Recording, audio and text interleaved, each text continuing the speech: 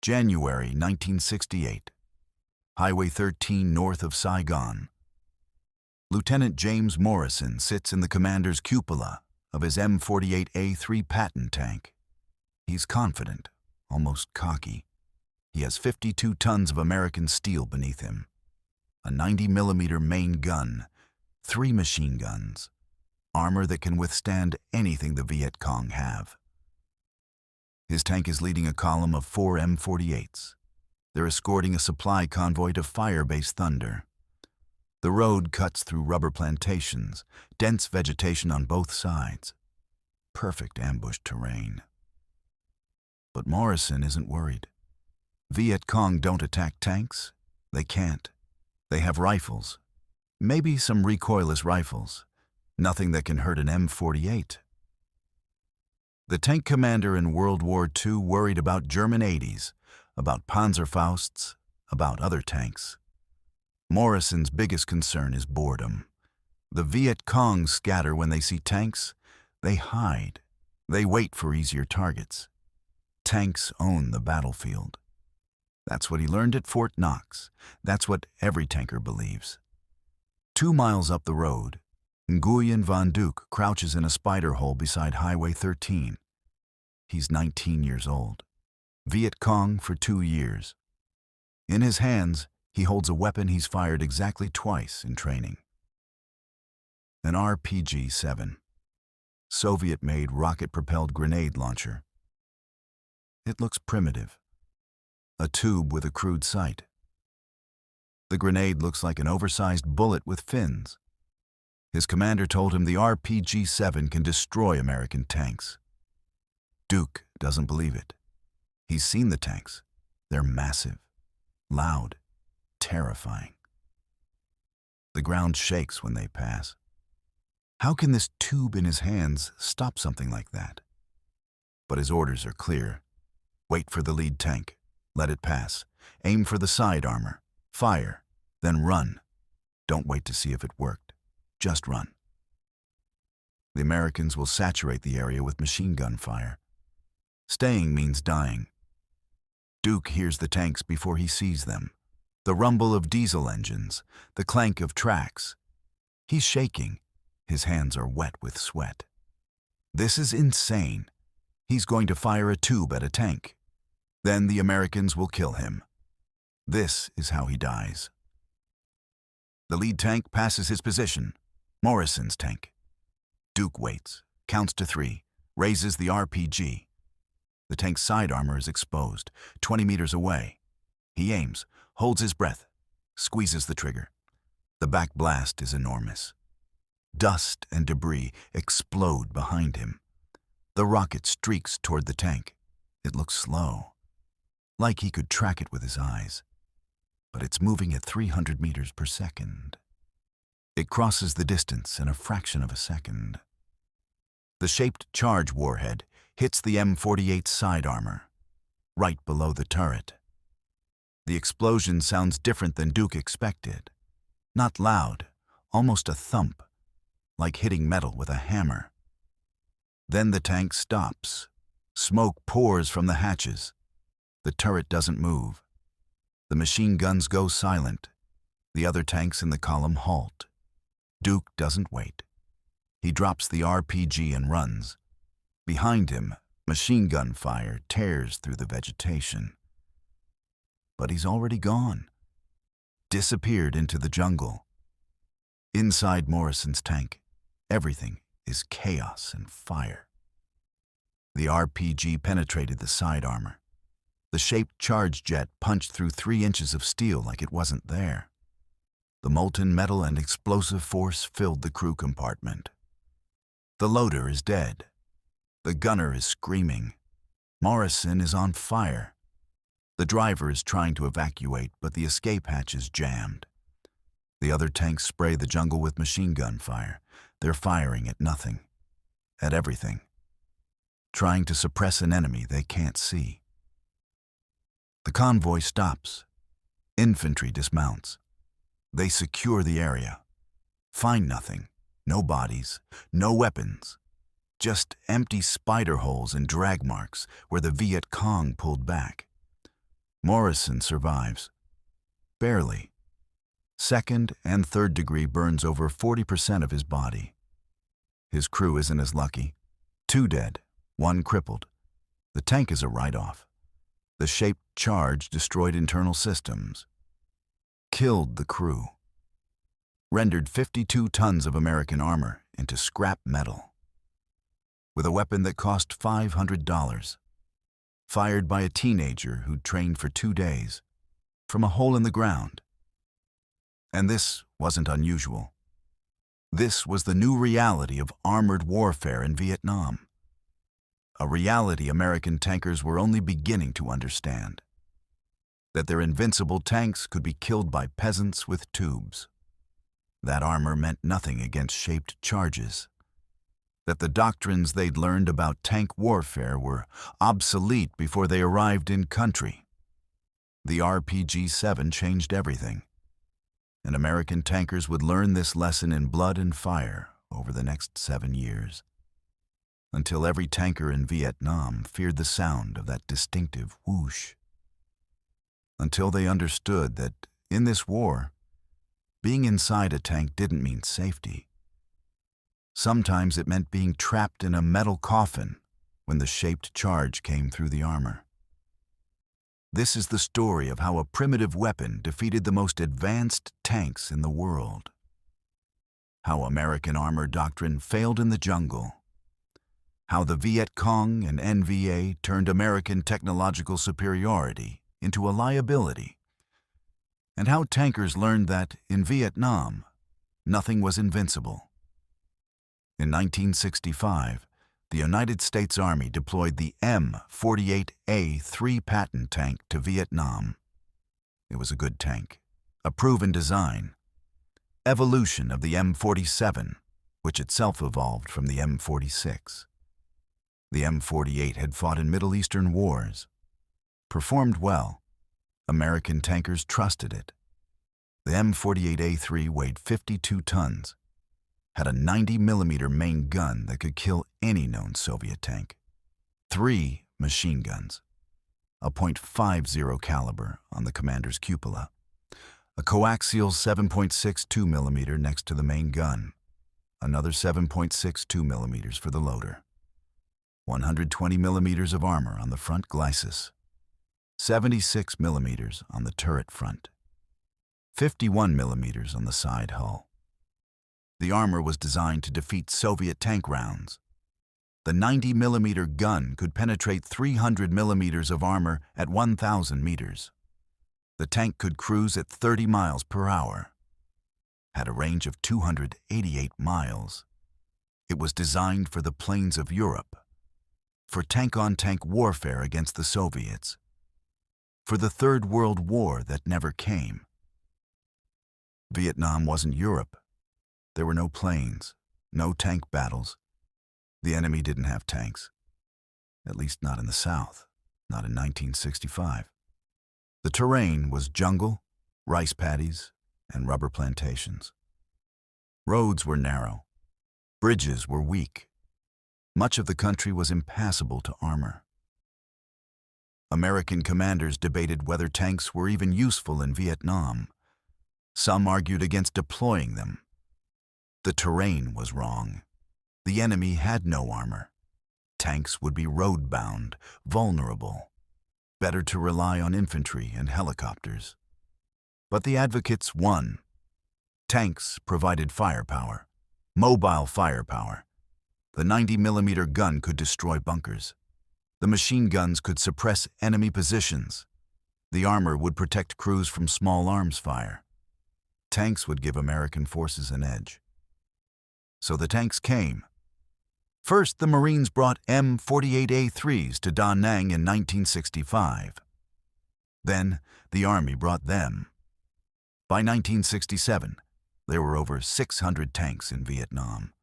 M48A3 Pattons with the Army. M48A3s and M67, A2 flame tanks with the Marines. The early deployment seemed to justify the decision. Tanks performed well in initial operations. They destroyed bunkers, provided fire support, The armor protected crews.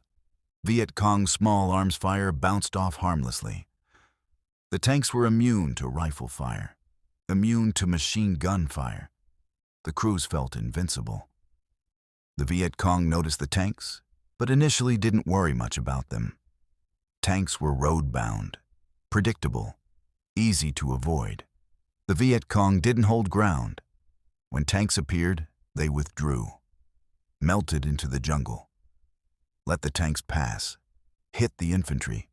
The tanks couldn't chase them into the jungle, couldn't pursue. The Viet Cong maintained the initiative.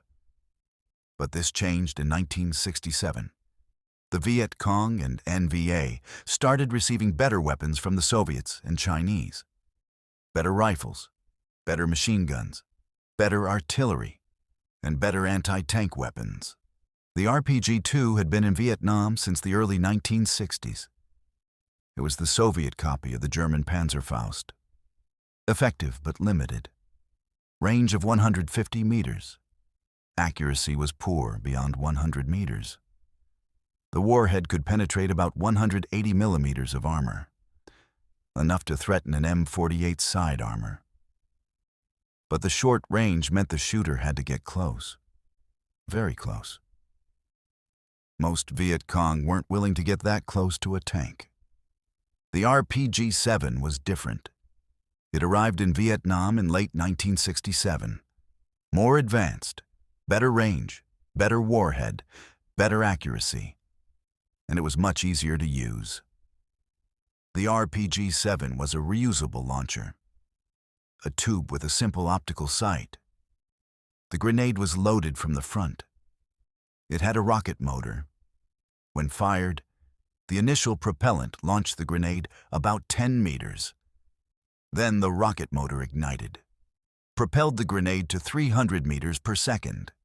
Maximum range, 500 meters. Effective range, 200 to 300 meters. The warhead was a shaped charge, high explosive with a copper liner. On impact, the explosive detonated. The energy focused into a jet of molten metal and explosive force. That jet moved at 8,000 meters per second. Could penetrate 260 millimeters of armor. More than enough to punch through an M48 side armor, even the front armor in some cases. The weapon was simple. A peasant army could use it. Training took hours, not weeks. Aim, fire, run. That was the doctrine. The backblast was significant. 20 meters of danger zone behind the shooter. But in jungle, that was manageable. Dig a spider hole. Fire from the hole. The backblast goes up and back. The shooter stays low, then runs.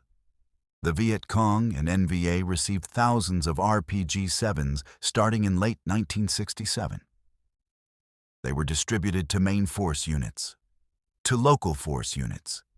Training was conducted, tactics were developed, and the weapon was tested against American armor. The first confirmed RPG-7 kill of an M48 happened in January 1968. Morrison's tank, Highway 13. The after-action report noted the weapon, described the damage. But the significance wasn't immediately understood. Tanks had been hit by RPG-2s before. Some were damaged, few were destroyed. Crews usually survived. This seemed like a lucky hit. The Tet Offensive changed everything. In January and February 1968, the Viet Cong and NVA launched coordinated attacks across South Vietnam. Cities were attacked. Fire bases were assaulted. American forces were hit everywhere, simultaneously. And RPG-7s were everywhere. Tanks deployed to defend cities, to break through to surrounded bases, to escort convoys. And they were targeted by RPG teams, systematically, professionally.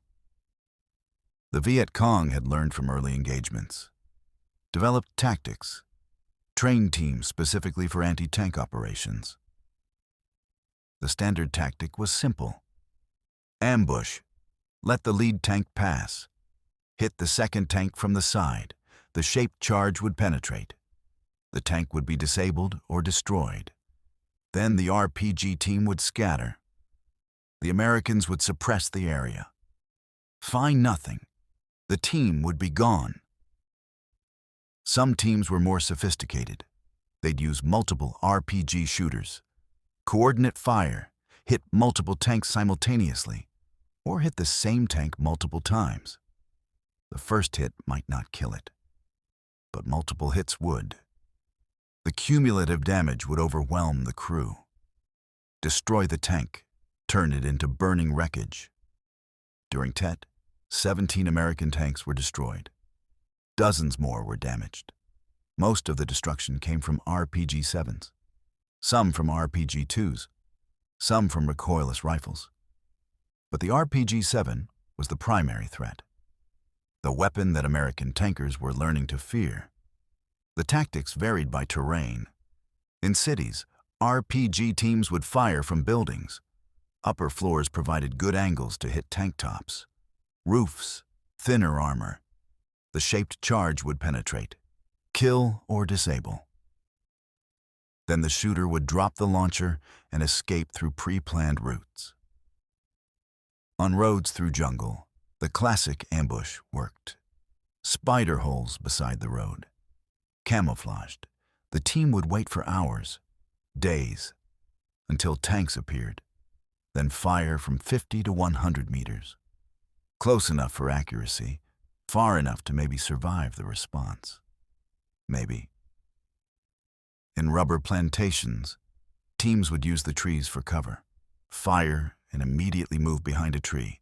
The tree wouldn't stop tank fire, but it broke line of sight, gave seconds to escape. In that terrain, seconds mattered. Rice paddies were dangerous for both sides. The tank was exposed, visible, but the RPG team had nowhere to hide, nowhere to run. Attacking a tank in open terrain was near suicidal.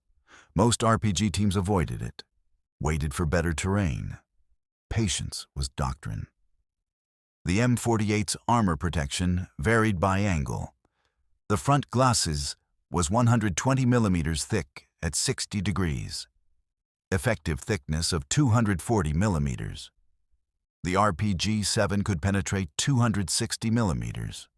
Barely enough. A perfect hit might penetrate the front. But perfect hits were rare. The front armor usually held. The turret front was 76 millimeters. Less angled. The RPG-7 could penetrate easily. But the turret was small. Hard to hit. A moving target as the turret traversed. Most shots at the front turret missed. The side hull armor was 76 millimeters. Vertical. The RPG-7 penetrated easily. This was the primary target. The side hull was large, easy to hit, and penetration was nearly guaranteed. A hit on the side hull would send the shaped charge jet into the crew compartment, or into the engine. Either way, the tank was in trouble.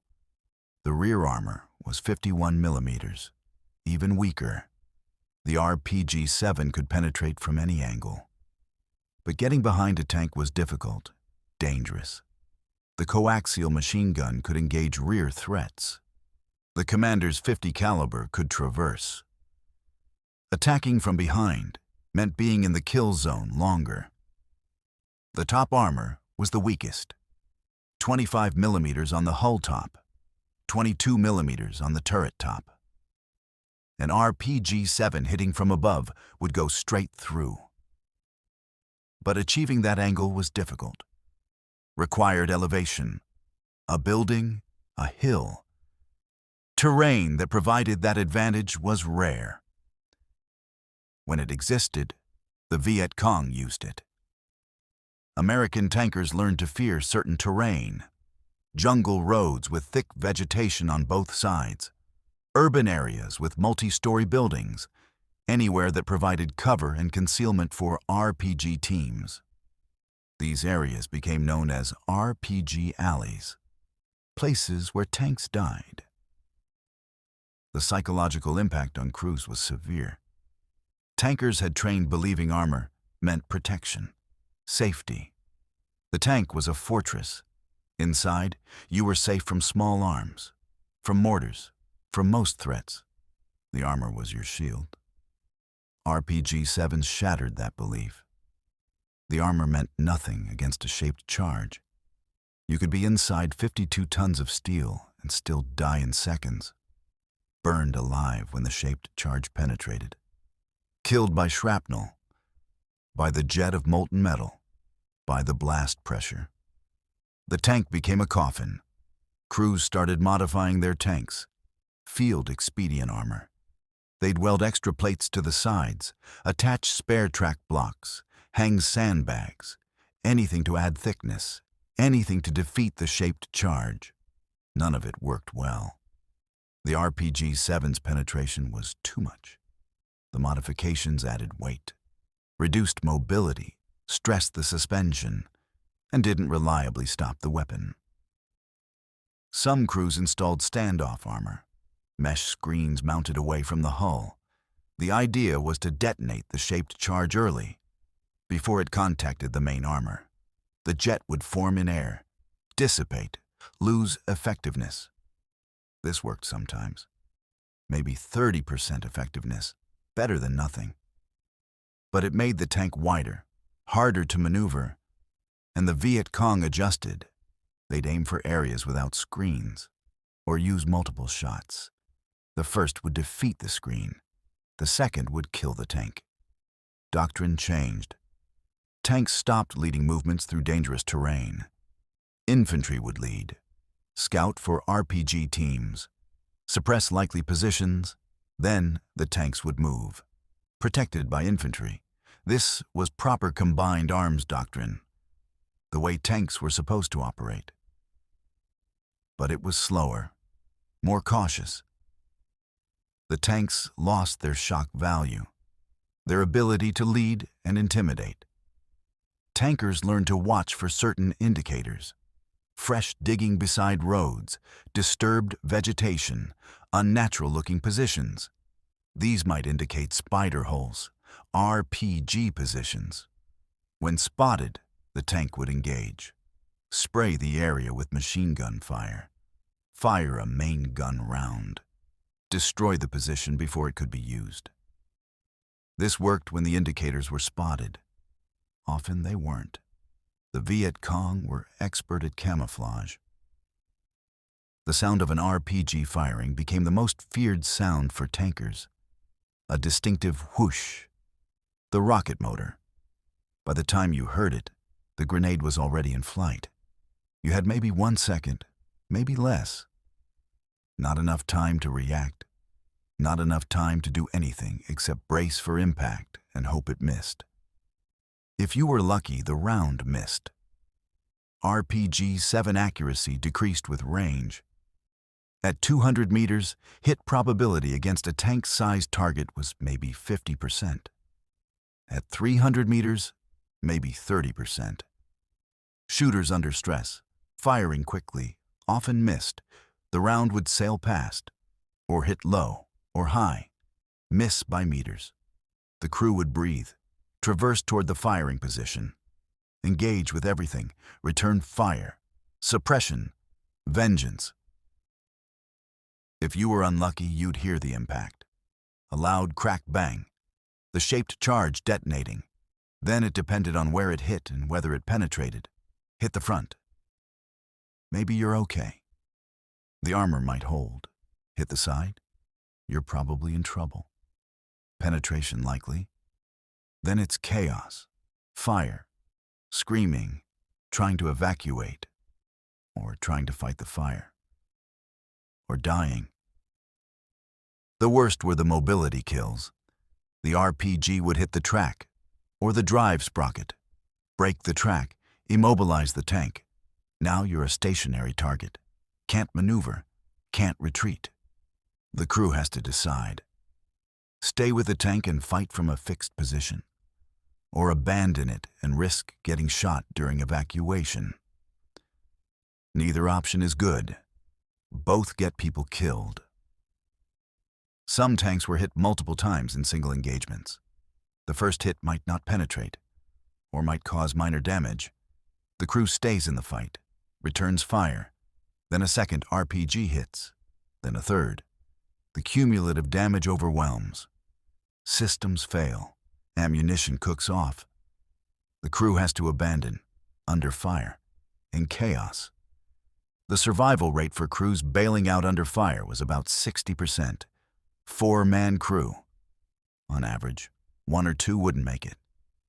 The NVA used RPG-7s differently than the Viet Cong. The NVA had more training, better organization. They'd form dedicated anti-tank teams, sapper teams. These teams would rehearse attacks, coordinate movements, use supporting fire. An NVA anti-tank team might include 4 RPG shooters, plus machine gunners for suppression, plus riflemen for security. They'd plan the attack like a military operation, execute with precision. The NVA also used RPG-7s against fortifications, against bunkers, against helicopters on the ground. The weapon was versatile, but its primary role was anti-tank, and the NVA was good at it, better than the Viet Cong. More patient, more disciplined, more lethal. In 1969, the Army started receiving the M48A3, an upgraded version, better fire control, better engine, but the same armor. The RPG-7 could still penetrate. The upgrade didn't solve the anti-tank problem. It just made the tank slightly more effective at killing other targets. The Marines received the M103 heavy tank in limited numbers. 120mm gun, heavier armor, but still vulnerable to RPG-7s from the side and rear. And the M103 was even less mobile than the M48. Worse for Vietnam terrain. The Marines used them mainly for fire support at bases. Didn't risk them on mobile operations. By 1970, American tankers had developed a healthy respect for the RPG-7. Respect mixed with fear. They'd learned the weapon's capabilities, learned its limitations, range, accuracy, penetration. And they'd learned how to mitigate the threat. Somewhat. The best defense was avoiding predictability. Don't use the same routes repeatedly. Don't establish patterns. Vary speed. Vary formation. Keep infantry close. Suppress likely positions preemptively. Stay alert.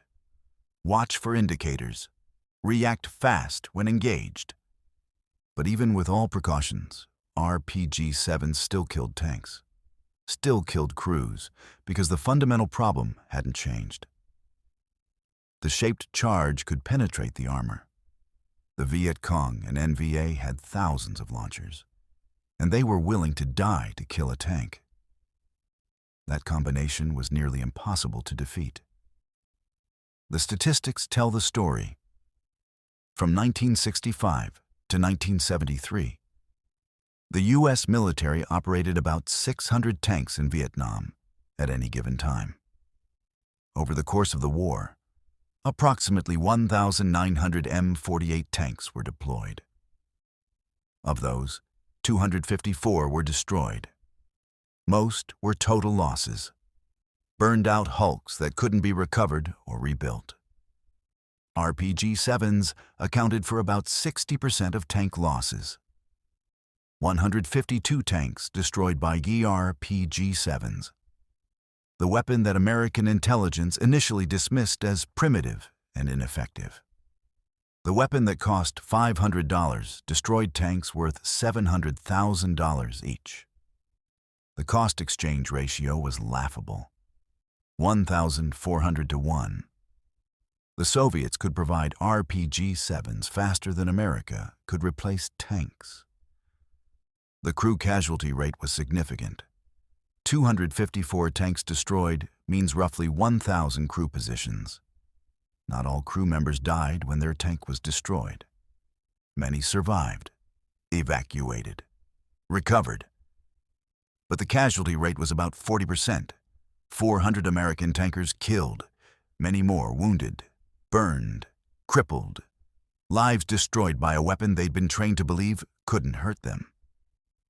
The psychological impact extended beyond the tankers. Infantry working with tanks became nervous.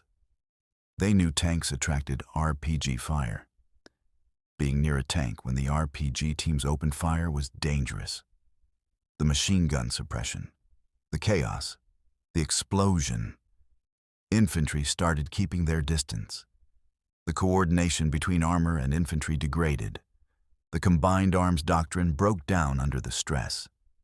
Tank commanders became cautious, risk-averse. They'd avoid terrain where RPG teams might lurk. This limited tactical options, made operations more predictable, played into enemy hands. The initiative shifted. American forces became reactive. The Viet Cong and NVA dictated when and where tanks could be used effectively. Some argued that tanks should be withdrawn from Vietnam. The losses weren't sustainable. The tactical effectiveness wasn't worth the cost. The terrain was wrong. The enemy threat was too high. Tanks were designed for different warfare, European warfare, not jungle insurgency. But the tanks stayed, because when used properly, they were still effective. The 90mm gun could destroy bunkers that infantry couldn't assault. The machine guns provided suppressing fire.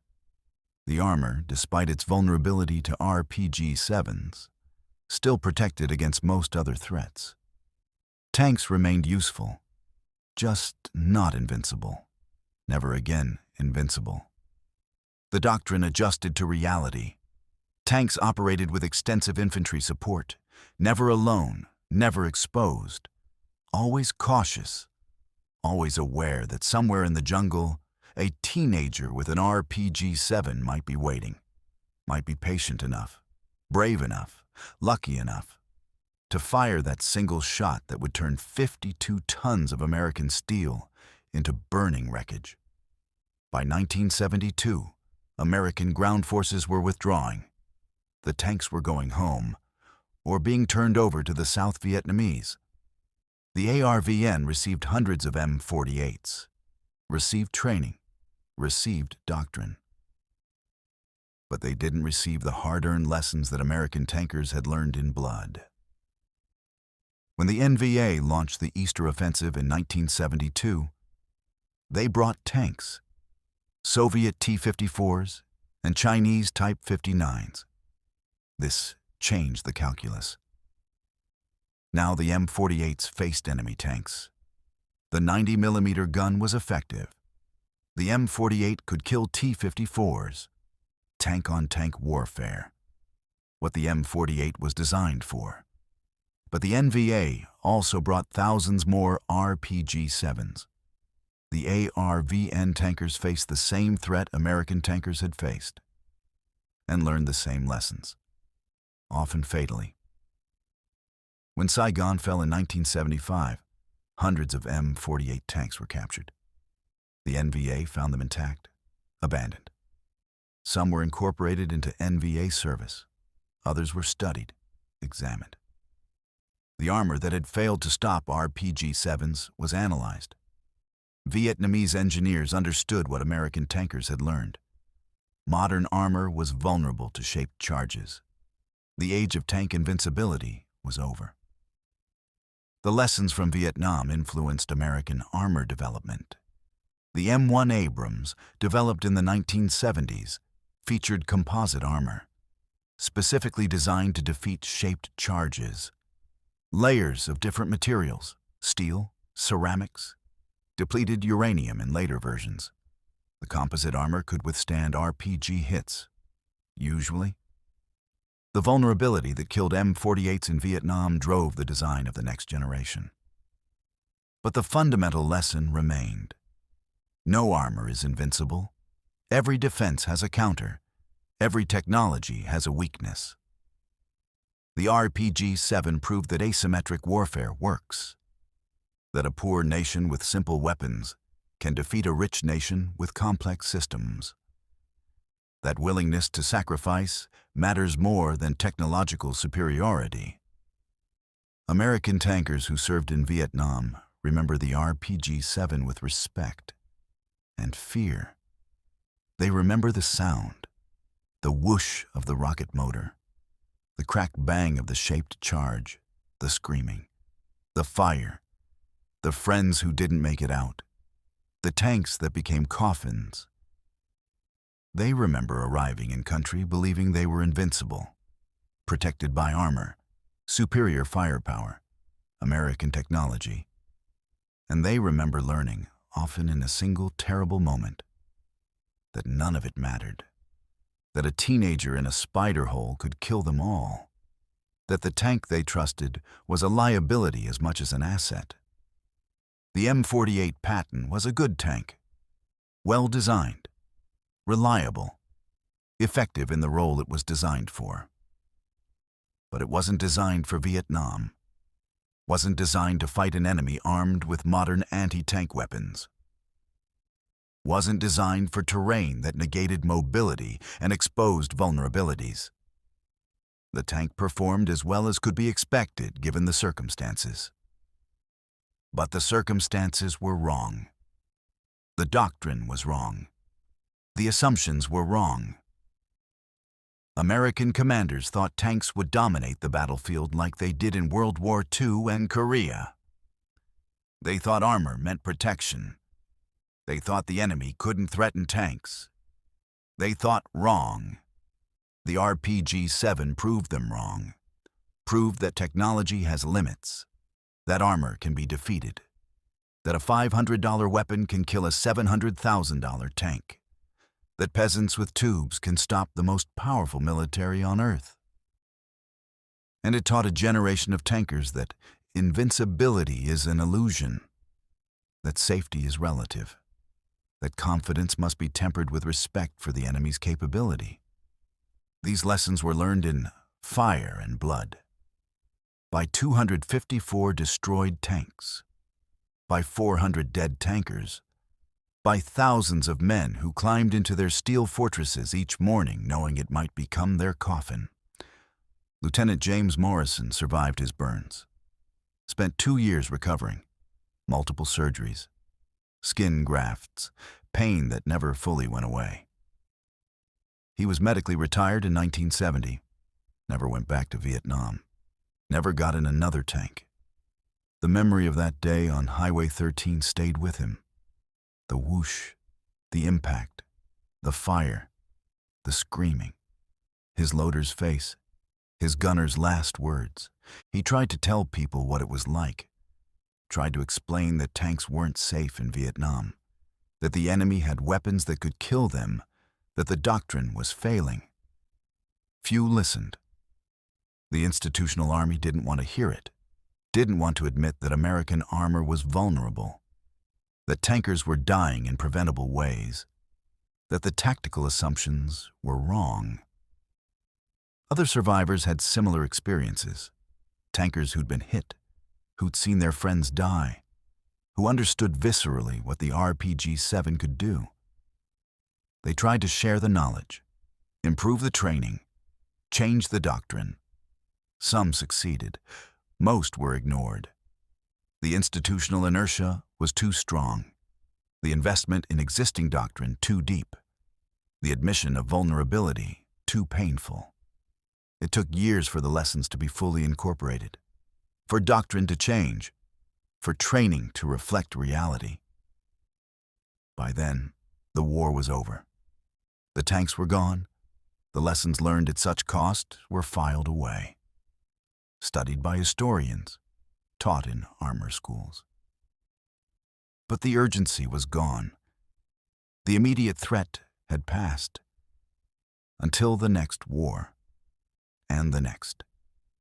Each time, new generations of tankers learn the same lessons. That armor isn't invincible, that shaped charges penetrate, that anti-tank weapons are everywhere, that confidence must be balanced with caution. The specific weapon changes, the technology evolves, but the fundamental truth remains. The RPG-7 is still in service today. Over 60 years after its introduction, 9 million produced, used in every conflict since Vietnam, it remains effective, dangerous, deadly. Modern tanks have better armor, better systems, better defenses. But RPG-7s still achieve kills, still destroy vehicles, still prove that simple weapons, properly used, can defeat complex systems. The tankers who faced RPG-7s in Vietnam were pioneers. They fought a new kind of warfare, against an enemy that refused to play by conventional rules, with equipment designed for different threats, under doctrine that didn't fit the reality. They adapted, survived, learned, and paid the price for those lessons. Their sacrifice wasn't in vain. The knowledge they gained shaped American armor doctrine for the next 50 years, influenced vehicle design, improved training, enhanced tactics. The M1 Abrams owes its survival capabilities partly to lessons learned by M48 crews in Vietnam. The shape of modern armored warfare was defined by those who died in burning Pattons on jungle roads. But for the men who were there, who sat in those steel boxes and heard the whoosh, who felt the impact and fought the fires and carried out their dead, the lessons were personal, immediate, written in scars and memories and nightmares that never fully went away. They learned that invincibility is a myth, that American technology has limits, that courage sometimes means climbing into a vehicle you know can be killed, that brotherhood means staying with your crew even when every instinct screams to run, that war is random and unfair and doesn't care about training or equipment or doctrine. The M48 Patton was supposed to be invincible. American tankers believed it, trusted it, bet their lives on it. The RPG-7 proved them wrong, and 254 tanks and 400 tankers paid the price for that lesson. A price paid in fire and blood on jungle roads and rice paddies and rubber plantations across South Vietnam. The teenagers with tubes won. Not every fight, not every engagement, but often enough, consistently enough, effectively enough to make tanks vulnerable, to make tankers afraid, to prove that determination and a shaped charge can defeat armor and firepower and technological superiority.